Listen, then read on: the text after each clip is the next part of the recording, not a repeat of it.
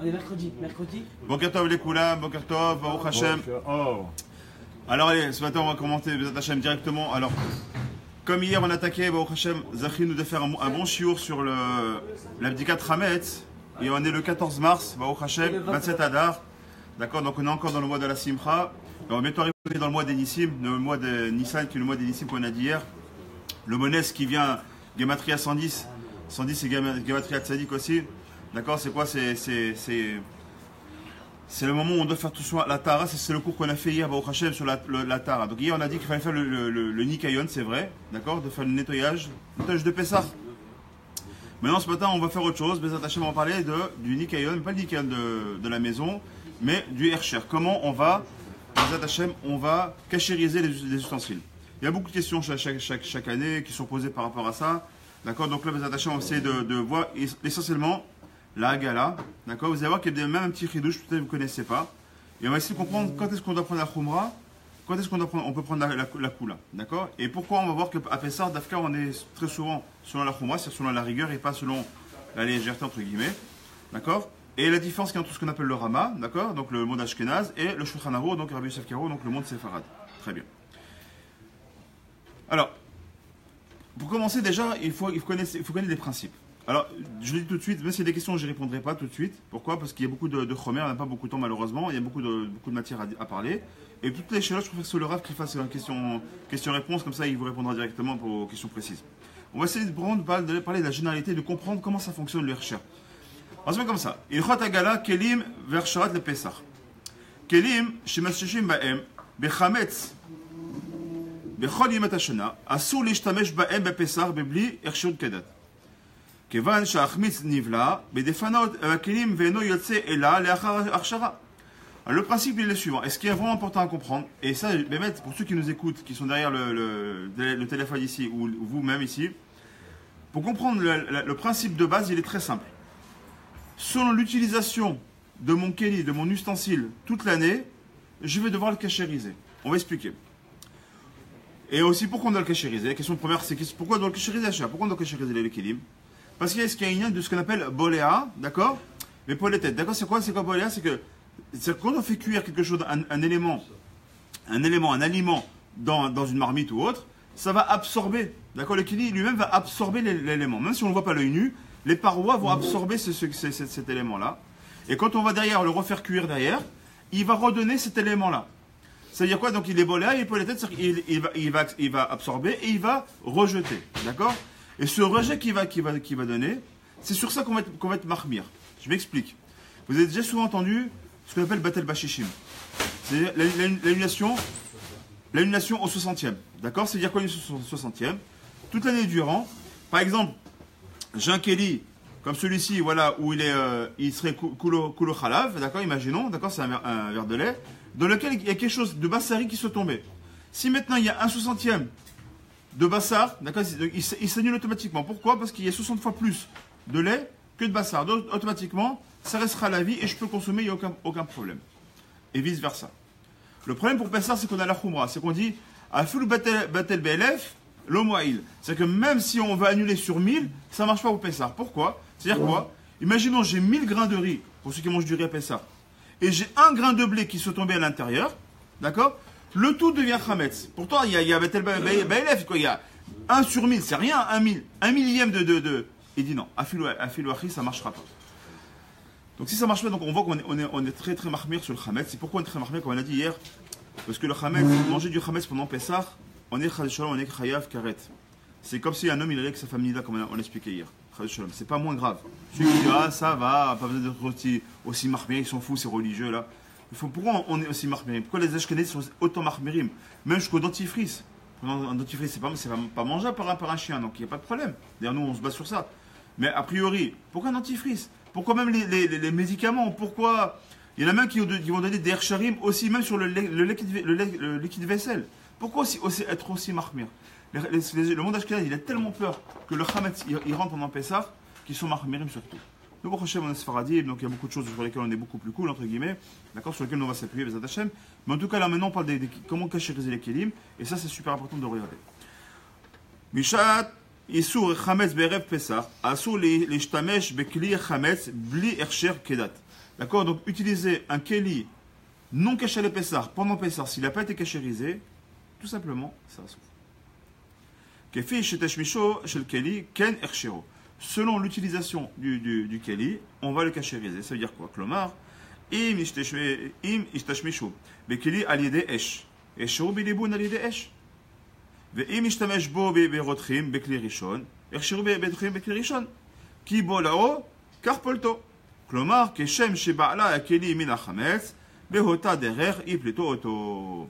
D'accord? Donc le yin, le principe est le suivant. Vous savez que déjà, regarde, c'est une petite mini parenthèse que je fais très rapidement. Nous, on a l'habitude de dire cuisson. En français, cuisson. D'accord? Mais en hébreu, et même on verra même pour Shabbat, il y a des inyanim qui sont un peu différents. Je m'explique. Cuire sur le feu, d'accord, dans une marmite, ça s'appelle bichoul. Cuire maintenant sur le bengal, le barbecue, ça s'appelle déjà tzli, ça s'appelle griller. C'est cuit, mais c'est plus la même cuisson. Un, c'est bichoul, l'autre, c'est tzli. Cuit dans un four, ça s'appelle enfourné. D'accord? C'est afouya, d'accord? Afia, d'accord? Ça veut dire quoi? C'est qu'en vérité, il y a des liens qui sont totalement différents. Et même sur ça, il faut faire attention parce que les chérim vont être différents. Justement, c'est ça ce qu'il explique ici. Si maintenant j'ai utilisé donc quelque chose directement sur le feu, comme des grillades, c'est directement sur le feu, on est bien d'accord? Donc comment est-ce que je vais cachériser mes kelis mes grilles et tout ça, ou mes chipoudim, des brochettes, sur le feu, parce que j'ai directement sur le feu. Maintenant, des pâtes, comment je les fais sur le feu? Non, les pâtes, je les mets dans de l'eau, qui est en ébullition dans une marmite, mais que la marmite est directement mise sur le feu. Donc, ça s'appelle keli rishon. Donc, comment je vais cachériser ma marmite? Dans un keli rishon. Vechoule, c'est ce qu'on va essayer de voir ensemble, Bezat Hashem. Et il dit pourquoi? Parce que l'idée, comme ça, de la manière dont ça a été avalé, ce sera de la même manière que ce sera rejeté. D'accord? Donc, si c'est avalé par le feu, ce sera rejeté par le feu, vechoule. Très bien. Sharat kelim, l'épaisseur, yesh, kama ofener ershara. Il y a exactement 6 façons de cachériser, on va voir. Le plus dur, le plus élevé, c'est quoi? C'est ce qu'on appelle l'iboun. C'est-à-dire qu'en vérité, si vous pouvez mettre tout au chalumeau, on serait tranquille. Mais bon, il y a des kills, tu les mets au chalumeau, tu les prends tels qu'ils sont, tu les mets directement à la poubelle. D'accord? Donc on verra. Donc l'iboun ba'esh, al shiyun sot shel esh nituzim mimeno. D'accord? Donc on va faire quoi l'iboun ba'esh? C'est-à-dire quoi? On va Bezat Hashem directement mettre au feu jusqu'à qu'il y ait des étincelles de la matière, comment on appelle ça, du fer lui-même qui va commencer à sortir. D'accord? Donc il y a des étincelles qui vont sortir. D'accord? Donc là, c'est ça qu'on appelle cachériser au liboun. Liboun qui vient du mot lavan. C'est qu'on va faire carrément blanchir le fer tellement il va être chauffé. Agala bema'im rotrim bekli rishon. Maintenant, il y a aussi donc, tout ce qui est utilisé comme keli rishon. C'est ce qu'on appelle donc agala. Agala, c'est le fait de tremper dans un keli rishon. Nous, on est en Israël, on a ce scrutin, cette chance-là en Israël, en tout cas à Ashdod, d'aller par exemple à Zaïn ou à Bet ou à Gimel, il y a même d'autres endroits, à Dalet aussi, où là-bas, les religieux, qu'est-ce qu'ils nous font là-bas? Ils nous mettent, un grand fût comme ça, un grand tonneau comme ça, qui est directement sur le feu, rempli d'eau à ébullition, bien évidemment, parce que c'est carrément un chalumeau qui est en dessous, qui chauffe tout ça, d'accord? Et on peut tremper directement. Donc, quelle importance pour tout ce qui est les richonnes? Où est-ce qu'on est obligé de mettre notre keli rishon comme une marmite sur laquelle on fait des pâtes toute l'année? Dans un keli rishon. Donc on est obligé de mettre cette marmite-là dans un fût comme celui-ci. D'accord? C'est-à-dire que si maintenant quelqu'un est venu et il y avait un petit peu du chametz dans sa marmite, il l'a mis dans ce keli rishon là, d'accord? Donc il va le rendre kasher, l'épaisseur. Mais ce résidu-là, est-ce qu'il va pas rendre chametz là? Non. C'est la question qui a été posée déjà l'année dernière. Mais évidemment que non. Pourquoi? Parce que le hercher, bien évidemment, on le fait. Voilà, la question qui a été posée, c'est ok, moi je viens avec une marmite. On a dit qu'on répondait pas aux questions, mais bon, c'est pas grave. Ça arrive dans les liens. Non, c'est vrai, mais tu as raison, c'est important ça. Maintenant, j'ai une marmite dans laquelle je fais toujours des pâtes, d'accord? Maintenant, elle est propre, elle est ce que vous voulez, elle est nickel, elle est ok. Mais, je sais très bien, quand je vais la faire chauffer, les pâtes vont ressortir dedans. Et cette marmite-là, j'en ai vraiment besoin pour passer une nougma, d'accord? Donc, la question qui est posée par notre ami Hacher ici, c'est de dire ok, donc je vais la cachériser, je vais aller là-bas à Zaïn, à Gimel, où vous voulez, et je vais tremper ma marmite, qui est donc pas cachée avec Pessar, dans ce fût-là. Mais du coup, ce fût-là, l'eau qui est à l'intérieur, il va être touché par ce chametz qui vient de ma marmite. Or, encore, là, on est encore avant Pessah. C'est quoi, on est encore avant Pessah? On ne fait pas ça pendant Pessah. On est déjà avant Pessah. Donc, en vérité, quand moi je vais mettre ma marmite à l'intérieur, quand même il y aura un peu de chametz qui va se mélanger à cette eau en ébullition, il n'a aucun ta'am. Pourquoi? Parce qu'on a vrai, il est plus que Bethel, plus qu'Aleph. D'accord? Il n'y a aucun problème. C'est-à-dire qu'il n'y a aucun lien de chametz qui va se mettre en résidu. D'accord? Et comme en plus on a une forte ébullition, même s'il y avait, il n'y a aucun problème, il n'y a même pas un digne de Khametz Bichlal. C'est même pendant Pessah, il y a une question qu'on pourrait se poser, c'est pendant Pessah. On s'est rendu compte que pendant Pessah on en a besoin, on est coincé, on n'a rien d'autre que ça. On pourra même le faire pendant Pessah. Il n'y a aucun problème pour le faire pendant Pessah, parce qu'il y avait été des résidus, il n'a même pas un mashmouk de Khametz. Mais pour l'utilisation pour le ta'am, oui. Parce qu'on a dit B Pessah, Batel BLF, ça se n'annule pas. Donc dans ce cas-là, on pourra faire le Hirscher, y compris dans Pessah. Mais là, il y a bien évidemment, le but c'est de faire bien avant Pessah, comme ça on est tranquille, d'accord, de tout ça. Une autre parenthèse dans la parenthèse, n'oubliez pas, il y a beaucoup de gens, je ne sais pas pourquoi, d'ailleurs c'est très bizarre, ils confondent le mikvé, le fait de tremper la vaisselle, et la cachérisation. C'est deux choses totalement différentes. Cachériser, c'est un fait. Tremper la vaisselle, c'est un autre fait. Donc, quand j'ai une vaisselle qui est neuve pour Pessah que je vais acheter, bon, parce qu'on a le mérite de pouvoir acheter aujourd'hui, c'est quand même plus facile qu'avant d'acheter de la vaisselle neuve. N'oubliez pas qu'on est obligé de l'amener à de la mikvé. C'est reveler à avoir, ça n'empêche pas ça. Une autre parenthèse dans la parenthèse de la parenthèse, parce qu'on est obligé, parce que c'est Pessah, et c'est encore beaucoup d'erreurs qu'on fait, malheureusement, qu'on a ramené de France. Quand on vend le Khametz, je pense que Laura, il a dû le dire 10 fois, mais c'est toujours bon de le répéter. Quand on vend ce Khametz, on vend le Khametz et pas la vaisselle Khametz. Parce qu'il y a des gens qui disent, bon, tu sais quoi, je vends mon armoire qui est de Khametz et dedans, je mets tous mes kélim de Khametz. Comme ça, je vends tout. Habibi, si tu vends tu vends ta vaisselle. Vous savez, bon, vous le savez déjà, mais pour ceux qui nous écoutent, qui ne le sauraient peut-être pas, on vend qui? On vend ça à Mohamed ou à Mahmoud. D'accord, ici en Israël, c'est un arabe en réglage à qui on vend. Là, quand il va acheter cette vaisselle pendant Pessah, ça va lui appartenir. Donc il va acheter le Khametz, mais aussi la vaisselle qui va avec. Donc quand après le shtar, après Pessah, on récupère la rabbinut, elle va rendre le chèque, etc. Elle va payer l'arabe, parce que l'arabe il est payé pour ça, il faut bien comprendre, il touche même bien, hein. Il y a un beau chèque pour ça. Donc quand on va lui rendre, nous rendre Bachazar, il va nous rendre nos biens finalement. Donc du coup, pendant 8 jours, la vaisselle à qui elle a appartenu? Elle a appartenu à Mohamed. Donc si elle appartient à Mohamed, elle appartient donc à un goy. Donc maintenant quand je vais récupérer ma vaisselle, je suis obligé de la tremper. Parce qu'à un moment donné, elle est revenue en propriété du goy. Donc je suis obligé de la retremper. Et il y a des gens qui savent pas ça, y compris des grands gens religieux malheureusement, qui ne se rendent pas compte de ça. Donc faites très très attention, c'est une grosse erreur de dire qu'on vend sa vaisselle de Pessah. On vend le Khametz qui est dans la vaisselle de Pessah. D'accord? C'est pour ça qu'on fait le bitoul. D'accord? Donc il n'y a aucun problème, on peut l'avoir à la maison. De toute façon, quoi qu'il arrive, on n'a pas à la maison à Baliré, Bayimatsi, il n'y a pas de ce yen là. Pourquoi? Parce que quoi qu'il arrive, on a fait le bio Khametz, on a brûlé le Khametz. Je sais que Laura il a fait un show sur ça, donc j'en parle pas. Et aussi, on a fait aussi l'annulation, on a fait le bitoul Khametz. Donc on fait Mechira, bitoul. D'accord? Et en plus de ça, on a vendu. D'accord? Donc on a fait le biour, on a fait le bitoul. Et en plus, on a fait la Mechira. C'est avec tout ça, on a du Khametz, c'est que vraiment, on le veut vraiment. Hein? On la met de côté.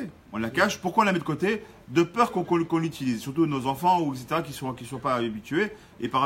Enfin, au contraire, pas habitués, ils vont prendre la même vaisselle. D'accord? De cette peur-là, donc on la met. On met comme ça Khametz pour Pessah. On met en gros Khametz, ou vaisselle Khametz. D'accord? Ça, il n'y a pas de problème. Mais quand on fait la Mechira, ici, on a les petites feuilles qu'on vend à la Rabbanout. D'accord? Ces feuilles-là, il faut bien marquer qu'on vend le Khametz qui est dans la vaisselle et pas autre chose. Ok? Alors, on continue un petit peu juste sur les Yanin. Donc, on a le premier Aleph, on a dit c'est le Liboun. Donc, c'est le fait de cachériser avec le feu. Deuxième, c'est quoi? C'est Agala. Il y a des questions qui sont importantes. S'il y a des questions pertinentes, éventuellement, si on peut répondre, si c'est pas trop long. Maintenant, deuxième, c'est quoi? C'est Agala. Donc, on a dit c'est le fait de tremper la vaisselle, d'accord? Donc, dans un Keli Rishon. Donc, en l'occurrence, pour les marmites. Ensuite, il y a ce qu'on appelle Irouille Maïm Rotrim. D'accord? Alors, Irouille Maïm Rotrim, c'est quoi? Irouille, c'est le fait de verser de l'eau chaude depuis un Keli Rishon. Par exemple, j'ai un koum-koum, d'accord? C'est les koum-koum là qu'on met comme ça pour chauffer l'eau, d'accord? Donc l'eau elle monte à ébullition, d'accord? Je prends ce koum-koum là et je verse l'eau, ça s'appelle Irouille Kelirishon, d'accord? Ça s'appelle Irouille. Ok? Ça on verra à quoi ça peut servir, on verra que c'est dans certains kélim pour lesquels on ne l'utilise pas directement sur le feu, mais dans lequel on va verser quelque chose. D'accord? Par exemple, un cas concret, c'est la louche. La louche, on la met très souvent, on l'utilise comment? On l'utilise la louche. On a la soupe par exemple qui est sur le feu, et avec la louche, je viens remuer la soupe, qui elle est sur le feu. Donc en fait, c'est pas vraiment un kélicheni cette louche-là.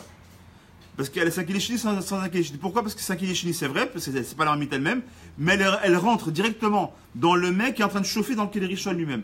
Donc ça, comment est-ce qu'on va cachériser ça? Avec le hiroui kélirichon. Et tout ça, encore une fois, l'idée, on va expliquer. Ensuite, quatrième position, c'est ce qu'on appelle agala, bemaim, chamim, bekelicheni. Ça va servir par exemple pour les assiettes par exemple, d'accord? C'est pas directement les plats chauds, ils sont pas directement sur le feu, ils sont bien évidemment, ils sont pris à part. On va prendre de la marmite dans laquelle on va verser quelquefois, ou bien alors à travers une louche et on va ensuite verser à l'intérieur. Ou alors à l'époque, pour les anciens surtout, qu'il y a les anciens, nos grands-mères ou peut-être certaines mères, qui ont encore des soupirs, des choses comme ça, pour le couscous par exemple, donc c'est pas joli d'amener, même c'est une halakha, on ne peut pas amener une marmite comme ça sur la table de Shabbat, ça sourd, vous savez. Donc qu'est-ce qu'on fait? On met ça dans la soupière et la soupière on l'amène, d'accord? Donc cette soupière-là, elle est indigne de Kelisheni. Donc du coup, mon assiette, elle est indigne de Kelishlishi. Donc en vérité, on verra qu'on sera beaucoup plus cool pour les assiettes. Sauf comme il a dit ce matin le Rav, et aujourd'hui c'est un gros problème, depuis quelques années, depuis qu'on a le micro-gaz, c'est problématique. Pourquoi? Parce que maintenant, mon assiette, elle peut avoir un digne de Kili Rishon. C'est quoi un Kili Rishon? C'est dans lequel on met directement sur le feu. Pourquoi? Parce que quand je mets maintenant, je mets mes pâtes, et je les fais chauffer au micro-gaz, au micro-ondes, d'accord? Elle a un digne de Kili Rishon. Donc si maintenant, elle est en verre, pas de problème, on peut la kéchériser pour pas ça, il n'y a aucun problème. D'accord? Pourquoi on peut la kéchériser sans aucun problème? Parce qu'il dit... Après, il nous explique que c'est zélo boléa. Le verre, il n'absorbe pas et donc il ne rejette pas, il n'y a pas de problème. Mais tout ce qui est nécessaire d'aujourd'hui, soit en porcelaine ou en grès ou en choses comme ça, ça c'est incachérisable. Pourquoi? Parce que c'est déjà 5 rishon et on ne peut pas cachériser ça. D'accord? C'est impossible de cachériser. En plus, tu mets ça dans une agale au feu, et carrément le casse. Donc il n'y a pas de problème. On ne peut pas cachériser. Donc dans ce cas-là, il nous fera mamash une vaisselle de Pessah spécifiquement pour les assiettes dans un cas précis. Cinquième, donc il y a un moment donné, on verra pour certaines choses, on verra les exemples linéaires, peut-être pas aujourd'hui, la prochaine fois si Dieu veut, ou simplement une shtifat, c'est simplement le fait de le rincer à l'eau froide, de bien nettoyer et rincer à l'eau froide, ça suffira, d'accord? Et ensuite, c'est marqué, le dernier cas, c'est Sheria bemaim mutsalinim bemesher shlosha yamim bemet leet, et donc il y a aussi l'équilibre qu'on va pouvoir vous attachez à cachériser en mettant simplement de l'eau froide, qu'on va laisser pendant 72 heures. Pas 72 heures Beretsef, d'accord, c'est 24 heures, je la vide, 24 heures, je la vide, 24 heures, je la vide. Par exemple, c'est à quoi ça correspond? Un exemple très, très bête, il y a des gens encore, comme à l'époque, ils ont des kélis où on mettait, je me rappelle ma grand-mère mettait ça, elle avait des grands pots comme ça, à froid bien évidemment, dans lesquels elle mettait les pâtes. Tu sais, les spaghettis comme ça. D'accord? Les pâtes étaient en plastique. Elle mettait dans, je sais pas si vous avez connu ça, avec des bocaux comme ça. D'accord? Donc ce bocal, maintenant, imaginons, j'ai besoin de l'utiliser. Maintenant, tout a été à froid. J'ai jamais eu un mélange. Jamais c'est chauffé. Mais pourtant, il y a du chametz qui était les pâtes, c'est du chametz, du gamour, c'est du blé. D'accord? Donc bien évidemment, c'est du chametz. Donc comment je vais cachériser ça? Ben ça, c'est chéria. Ce pot-là, je le remplis d'eau jusqu'en haut. Je le laisse pendant 24 heures avec de l'eau. Je vide cette eau-là. Je remets encore de l'eau. Je laisse pendant 24 heures. Je vide l'eau. Je remets encore 24 heures. Et c'est froid. L'eau froide. Il n'y a aucun problème. 24 heures, ça s'appelle c'est ce qu'on appelle chéria, d'accord? C'est le fait de laisser de l'eau froide pendant 72 heures, avec miette lettre, c'est-à-dire à chaque fois un espace de 24 heures, c'est qu'on vide à chaque fois. On ne peut pas laisser 72 heures d'affilée. On doit à chaque fois la vider l'eau. Jusqu'à là, ça va? Alors, ça, c'était pour le préambule pour vous dire voilà les 6 niveaux de cachérisation qui existent. Donc, le plus cramo, le plus compliqué, enfin le plus important, qui est ce qu'on appelle le liboun, donc directement au feu, d'accord? Et le plus calme, qui est de mettre simplement de laisser tremper dans de l'eau froide, et on va pouvoir les utiliser. Donc maintenant, ça c'était la halakha, donc sur lequel je voudrais me pencher ce matin, mes attachés.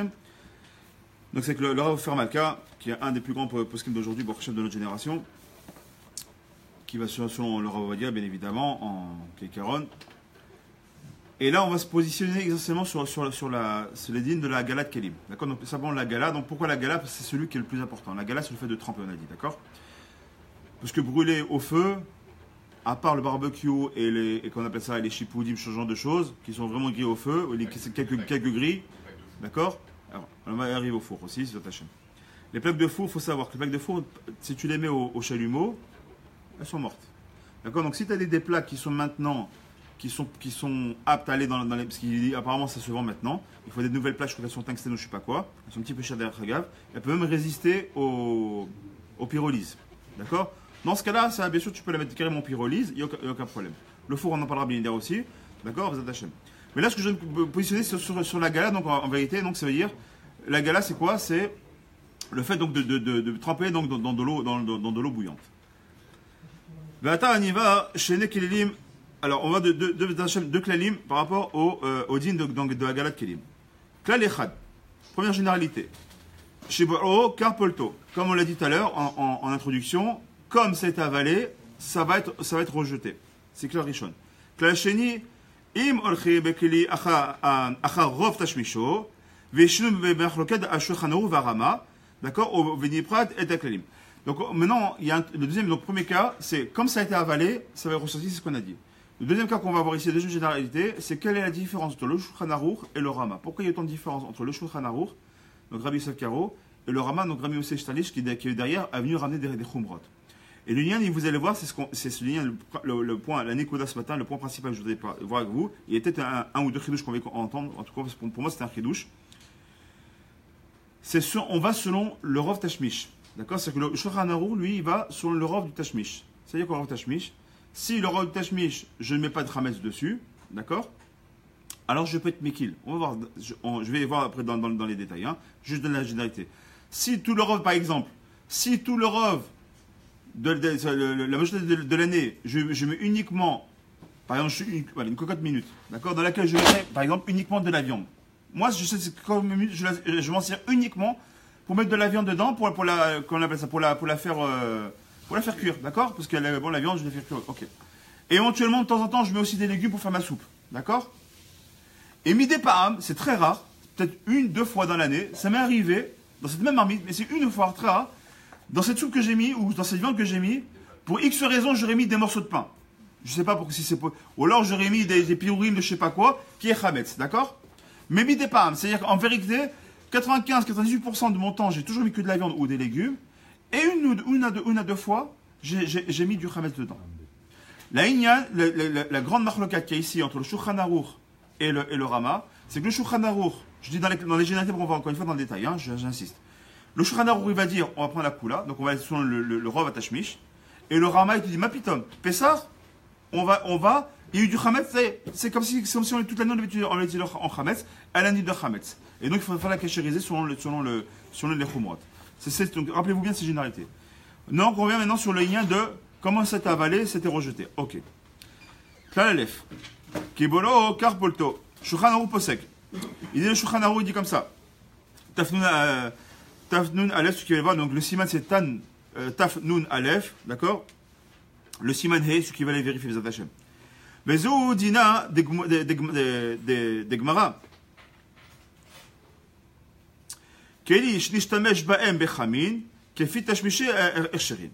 Pirouche Advarim, Shbetsurat Ercherim, Akeli Hu, Kederech Shebolo, Akeli, et Achametz, Kedeman. Donc c'est ce qu'on a vu déjà. Donc comme il a été chauffé, on va l'utiliser. Très bien.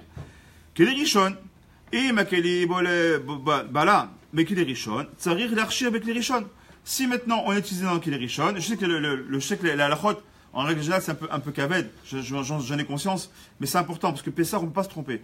Pessah, il faut bien comprendre, ils disent comme ça, les Khamim, chaque homme dans sa maison, il doit être le dayan de sa maison. Vous attachez, pourquoi? Parce qu'on va répéter ça. Le Rav, il en lachat dessus comme tout le monde. Lui, il vient, il va faire ses matzot, il va faire ce que vous voulez, il a ses dernières préparations comme tout le monde. Il ne pourra pas répondre à chacun d'entre nous. Au dernier moment, ah, Gvodarav, j'ai une question. Des fois, le Rav, tu l'as pas au téléphone. Donc, il faut nous-mêmes qu'on soit notre propre Rav par rapport à ça. Donc, il faut qu'on sache les halachot. Donc, on l'a dit, si maintenant tu as fait des pâtes planées, donc on a dit qu'il est rishon, on a le archir qui est rishon. Velachen. Alors, on sait l'archir, sir tsarich la gilo, agala a chamura. D'ailleurs, la kachat sir gadol, ou l'artière betoch maïm, ad, chevillero, ou l'ardis betocho et assir, cherotim la agil.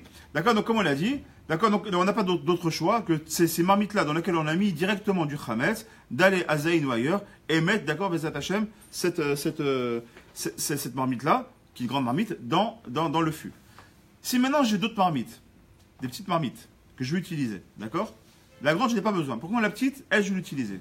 On n'a pas besoin d'aller maintenant à Zayn ou ailleurs, comme elle a dit, d'accord. Tu prends une grande marmite, que tu as bien nettoyée, bien évidemment, tu la portes à ébullition, d'accord. Donc elle, c'est l'équivalent de ton fût, finalement. Tu prends maintenant ta petite casserole ou ta petite marmite, qui, elle, peut rentrer complètement, s'immerger totalement dans la grande marmite, et tu peux lui faire à la maison, il n'y a aucun problème. À partir du moment où tu as mis de l'eau qui est sur les gaz et qui reste à ébullition, tu prends maintenant ta petite marmite et tu mets à l'intérieur, ça marche aussi, il n'y a aucun problème. Le problème, c'est pour nos grosses marmites. À la maison, comment tu mets une marmite dans une autre marmite? C'est compliqué, d'accord. Donc les grosses marmites, on va les mettre dans les fûts. Très bien. Maintenant, Hirou, il met clé richon. Et Makeli, Bala, Hirou, clé richon. Yesh l'archiro à l'idée Hirou, mais clé richon.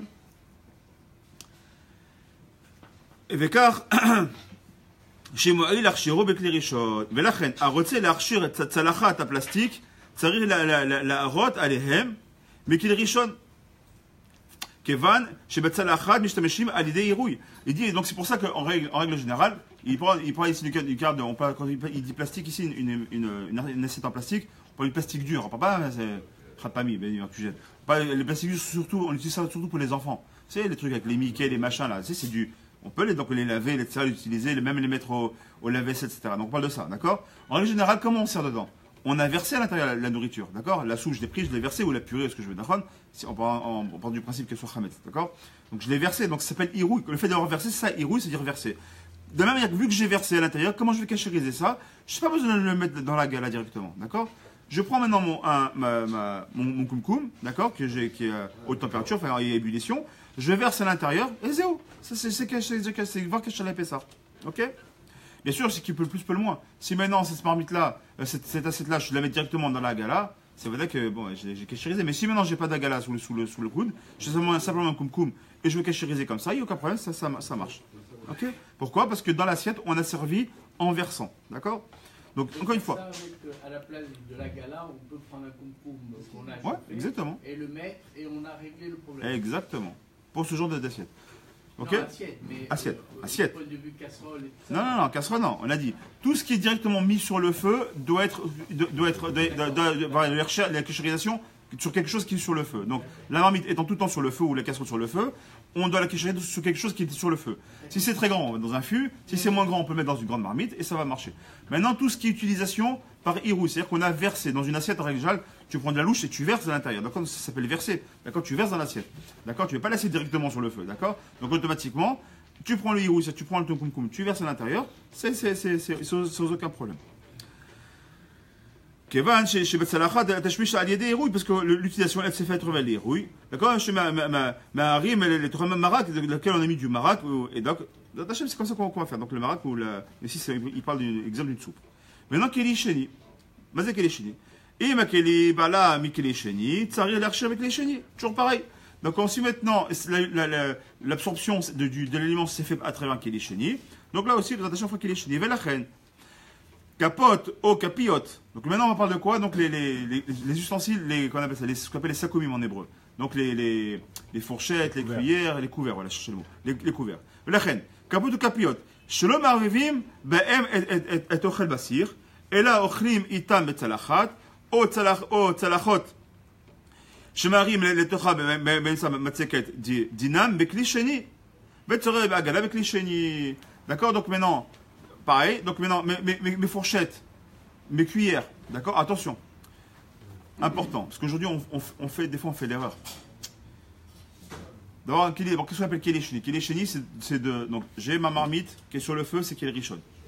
J'ai mon koum-koum qui est en ébullition, que je viens tout de suite, qui vient de s'éteindre, et sur lequel je verse, ça s'appelle Irouille Keli Rishon. Jusqu'à là, ça va? Maintenant, on arrive au troisième point, c'est le Keli Sheni. Keli Sheni, qu'est-ce qu'on appelle Keli Sheni? En plus, c'est bien, c'est aussi pour Shabbat aussi, c'est les mêmes dynimes.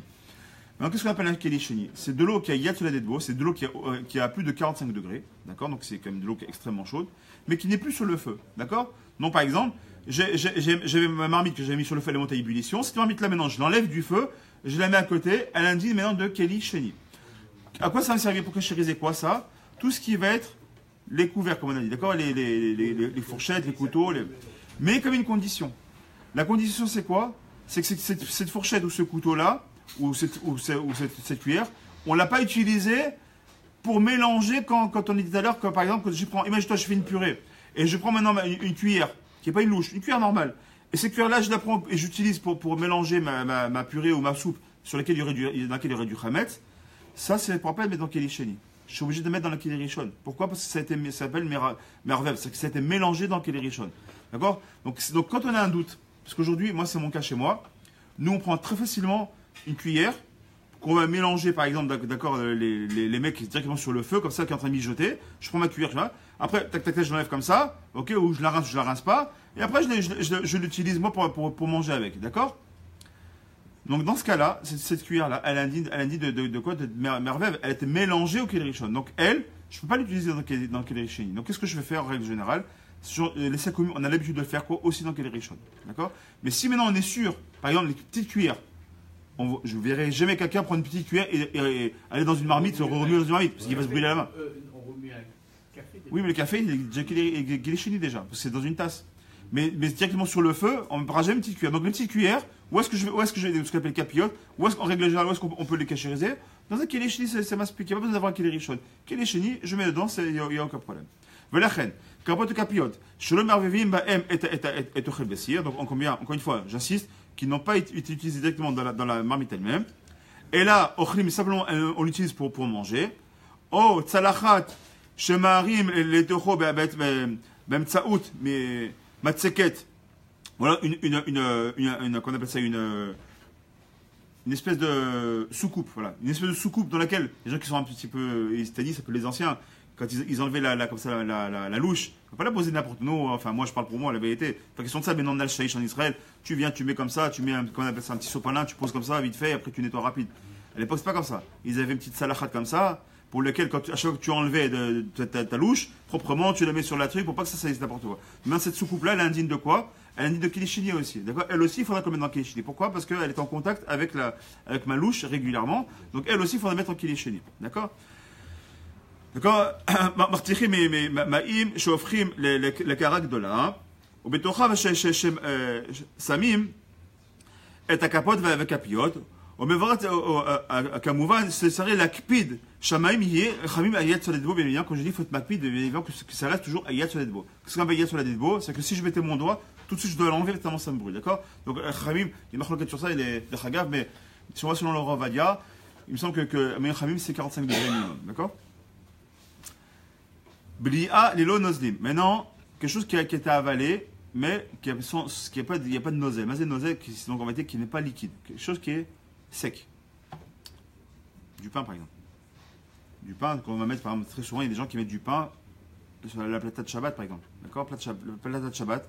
En règle générale, qu'est-ce qu'on met dessus? On met la chamine, on met des assiettes, on met des marmites dessus. Quelquefois, qu'est-ce qu'on met? On met le pain pour qu'il soit un petit peu croustillant comme ça. On met le pain sur la plata, un quart d'heure avant qu'il douche, par exemple, pour qu'il soit un petit peu croustillant comme ça. Quand on fait le moti, un pain un petit peu chaud, c'est rien qui aime faire ça. Moi, j'aime faire ça, d'accord? Regarde, toute l'année, il faut qu'on mette qu'on appelle ça un cliquet dessus, un papier aluminium dessus, d'accord? Épais, d'accord? Comme ça, on est tranquille. Pourquoi? Tu as juste à l'enlever, nettoyer tranquillement, juste comme ça à froid, un peu de savon à froid, tu nettoies, tu remets derrière ton papier aluminium, et tu es tranquille toute l'année. Celui qui ne fait pas ça, qui la laisse nue, c'est-à-dire qu'elle est telle qu'elle est, et par-dessus, il met, là, il faudrait faire cachériser, on va voir si Dieu veut. Donc, il dit comme ça. Bida'a, quelque chose qui est avalé, d'accord, les lots nozlim, donc sans qu'il y ait de nozzle, sans qu'il y ait de liquide. Ima keli bala, et aliede esh, le lot nozlim, tsurat echsherut gam bachum le lot nozlim, d'accord, donc il faudra le mettre dans une. Donc si maintenant on a mis quelque chose qui n'a pas de nozzle, donc qui ne donne pas de liquide ou quoi que ce soit, d'accord, et qui a été mis directement au feu, alors pareil, il va être à la même chaleur sans qu'il y ait de nozzle. Aliede liboun, donc c'est quoi que c'est sans nozzle? C'est que 100 mètres d'eau, donc ça veut dire quoi? On ne peut le cacher uniquement au liboun. C'est-à-dire donc avec le feu directement à mâche. Liboun chamour. Notizim, c'est-à-dire que jusqu'à qu'il y ait des étincelles qui sortent. Je peux pas. Je finis dans 5 minutes. Si j'ai une brique là, tu vas y aller maintenant? Ah, c'est 9h, je vais y aller. Il dit comme ça. Donc il faudra qu'on fasse donc le liboun, ce qu'on a dit très bien. Il dit maintenant, ça c'est une CNZ. Et ça, c'est super important. Alors, écoutez bien ça, parce qu'il y a beaucoup de gens qui se posent la question tous les ans. Ils me disent, attends, mais si je me fais le liboun, si je mélange, je le mets au feu, jusqu'à qu'il y ait des étincelles qui sortent de mon kéli, je vais l'esclater, mon kéli. Il est mort. Il y a certaines choses comme les chipoudines, ça peut tenir, ok. Ou là, qu'on appelle ça, les grilles les grilles, on l'a dit tout à l'heure, du mangal. Ça, on s'en fout à la limite. Ça coûte pas très cher, ça s'abîme, c'est pas très grave. De toute façon, c'est directement le feu, on sort en barbecue, c'est pas très grave. Mais il y a des choses qu'on ne veut pas arriver à ça. Par exemple, des plateaux, des choses comme ça, on ne veut pas arriver à ça. Alors, qui te dit? Il dit que si tu es obligé de mettre, par exemple, tu as mis donc des plaques de four, ce que tu as fait du pain. D'accord? Maintenant, le pain, il touche directement la plaque. Et cette plate-là, tu as envie d'utiliser. Il dit alors, tu vas me prendre comme une espèce de chalumeau, et tu ne vas pas jusqu'à ce que ça arrive ni de sauter. Mais jusqu'à quoi? Jusqu'à que la première clipa, elle s'enlève. D'accord? C'est-à-dire que dès que tu vois que la première clipa, il est comme ça. Ad, chez ta sour clipato, mais il y en a. C'est-à-dire que la clipa supérieure, elle s'enlève. Dans ce cas-là, ça suffira pour cachériser. Mais entre nous, hein, même ça, moi je l'ai fait une fois. Elle a gondolé ma truc. Pour les plateaux de four, il n'y a pas, ou on n'utilise pas du tout le faux pendant Pessah, et franchement on peut s'en passer fortement, d'accord? Selon nous, on a l'habitude en Israël, on fait la hache, on est tranquille, d'accord? Ou bien je me sers pas du faux du tout, ou alors si vraiment je dois me servir du faux, j'achète carrément j'ai un plateau spécialement de Pessah. Ou bien Kelim Shel Yemino, les filles surat Yitziratam, Lo Shayad Sot Nizim, O Asarad, il dit de toute façon, il y a certains Kelim, comme il explique ici, on ne peut pas le faire parce que sinon on va les escater. Velachen, Shipudim, il y a une question? Velachen, Shipudim ou Mengalim, donc il revient, il est sur ça justement. Il dit maintenant, qu'on prenne maintenant des brochettes. Enfin, c'est pas des brochettes, ouais. Les brochettes, là, les faire, les Shipudim. Et donc le mangal lui-même, donc les broches, d'accord, et le mangal lui-même, oh, il me sort les mots, le barbecue lui-même, qu'il soit chashmali, qu'il soit non chashmali, qu'il soit à gaz, qu'il soit non électrique, au gaz ou au pecham, ou au charbon, c'est le même dit pour chacun. Chez Bolea, Bachoum, Lelo, Nozlim, là c'est sûr que c'est pas nozel. Pourquoi? Parce que automatiquement, le jus, automatiquement, il va dans le fond. C'est le but du barbecue, justement. C'est que tout ce qui est nozel, il s'en va. Que quand on met quelque chose, une viande grasse, lui, c'est que le gras, il s'en aille. D'accord? Alors, chérie, mais Liboun Chamour, on doit faire quoi, le Liboun Chamour? Le Katav, Egrat Moshe, chez Liboun Chamour, Aïnou, minimum 371 ma'alot. Donc, Rabbi Moshe Feinstein, il lui dit, qu'est-ce qu'on appelle le Liboun Chamour, c'est qu'on arrive au moins à 371 degrés. C'est donc le feu qui est quand même assez élevé. D'accord? Donc ceux qui ont des fours, par exemple, qui montent à maximum 300 degrés, on comprend pourquoi on ne peut pas faire le Hercher. D'accord? Le pyrolyse, il monte à 500 degrés, pyrolyse. Le mien, en tout cas, il monte à 500 degrés. D'accord? J'ai vérifié une fois, j'ai regardé dans les routes. Un pyrolyse, il monte à 500 degrés. Donc là, tu es tranquille, il a tout nettoyé, ça, tranquille. Avec les plaques? Hein? Avec les plaques? Justement, j'ai acheté des plaques. Première année, j'ai mis la plaque. Et quand j'ai ouvert le four, il n'y a plus de plaque. Mais vraiment, il n'y a plus de plaque. Elle avait carrément fondu. Carrément devenu plus rien. Il n'y avait plus rien. Elle avait disparu. Bon, je ne savais pas, elle avait laissé longtemps, etc. Je sentais que ça sent vraiment fort, le sang vraiment brûlé. Quand je l'ai vu, il n'y avait plus rien. Elle avait carrément fondu. Bon, c'est pas une plaque qui était en très très bonne qualité, j'imagine. Et depuis, donc, j'ai acheté des plaques de Pessah. Et de toute façon, ma femme n'utilise pas le four, ça, on est tranquille.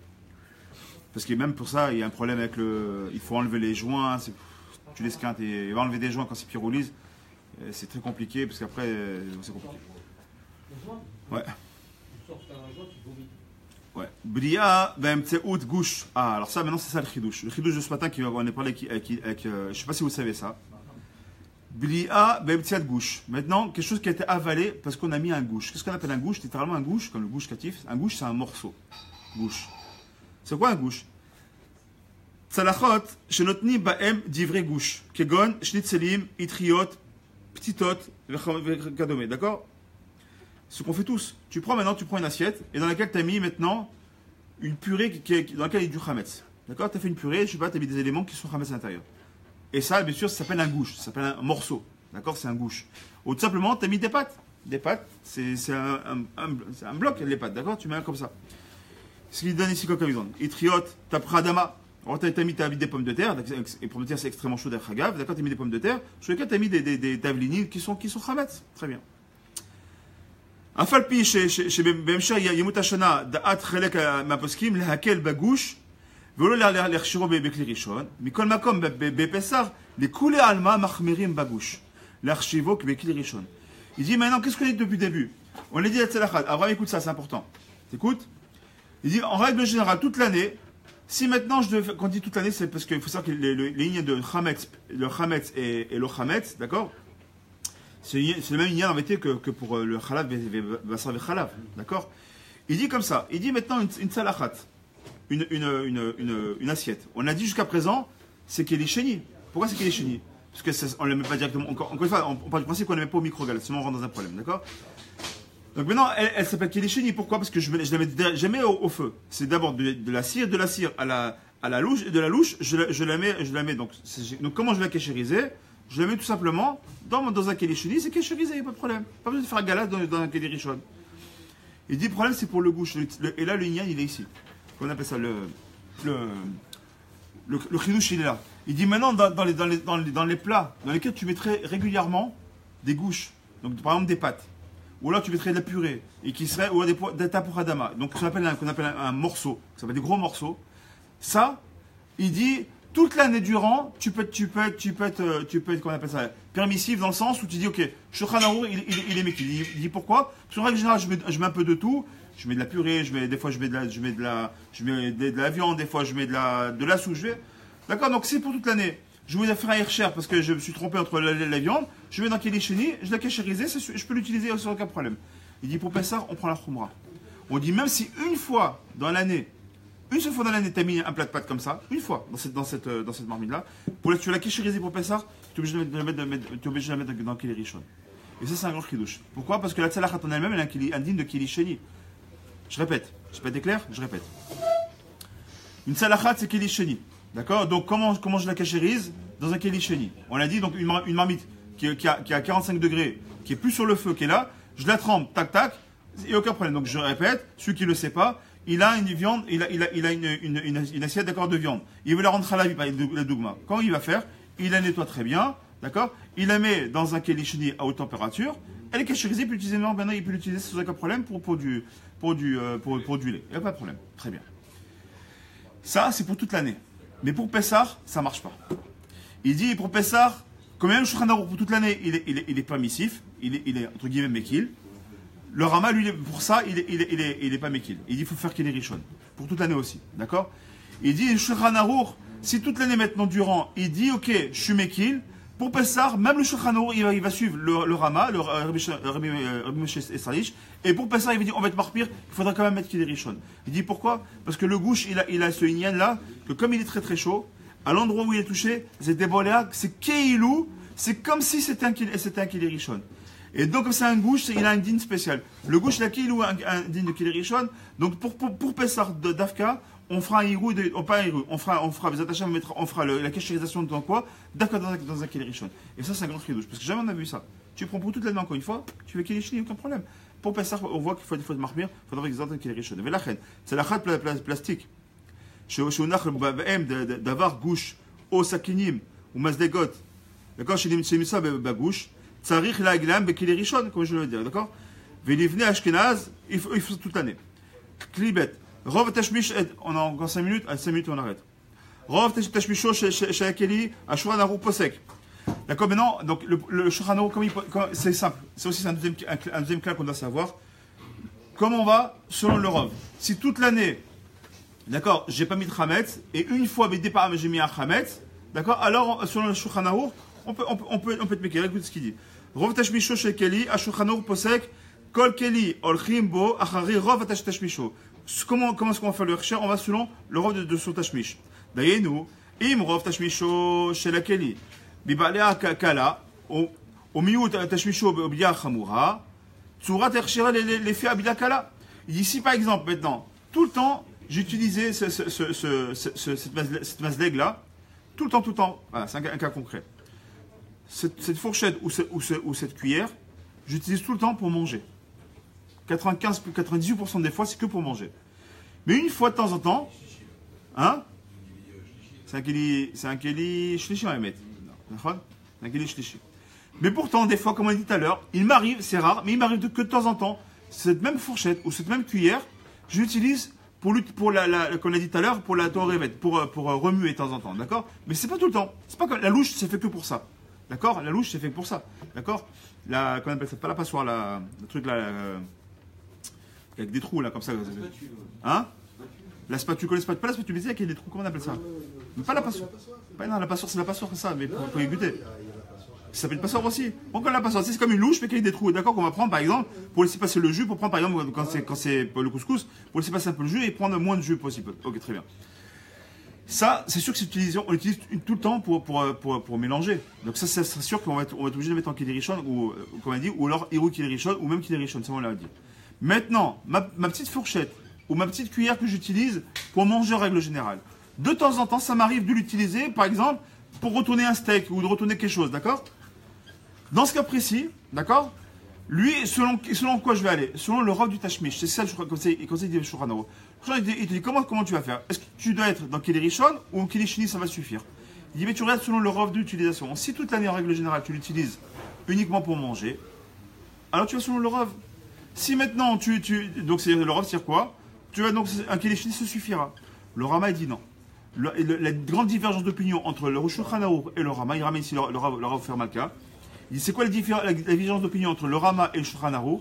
C'est que pour le Rama, même si il va pas selon le Rav d'utilisation, il dit si une fois tu l'utilisais comme ça, on le fera selon la Khumra. Si une fois tu l'utilises dans la Khumra, alors tu seras obligé de cacher dans la Khumra. Ça veut dire quoi? C'est-à-dire que si maintenant une fois cette fourchette là, tu l'as mis à même la marmite pour remuer, ou la cuillère, à même la marmite pour remuer, tu seras obligé de la cacher directement en Keli Rishon. C'est la grande divergence d'opinion. Donc maintenant qu'on a compris dans les mots, on va lire. Tsurat Ercherut lefi abula akala. Velo lefi abelia achamura. Oulam. Cependant, le Rama lui dit quoi? Cholek el Shulchan Aruch vesover shebekol keli olchim gam acher miyut.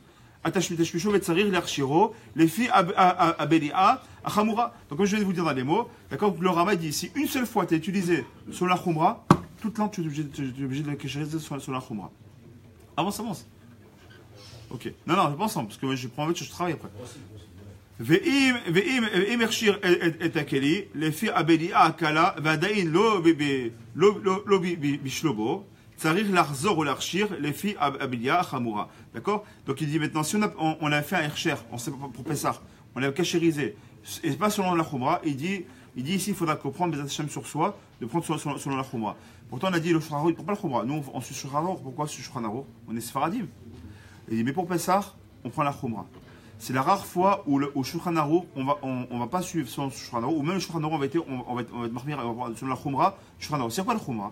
C'est-à-dire que quand le Shulchan Aruch il dit les mekil, c'est-à-dire que dans le monde Sfarad, il y en a qui sont permissifs, il y en a qui ne sont pas permissifs. Si on va selon la Kula, ce qui est certain, qui sont marmir, y compris Sfaradim.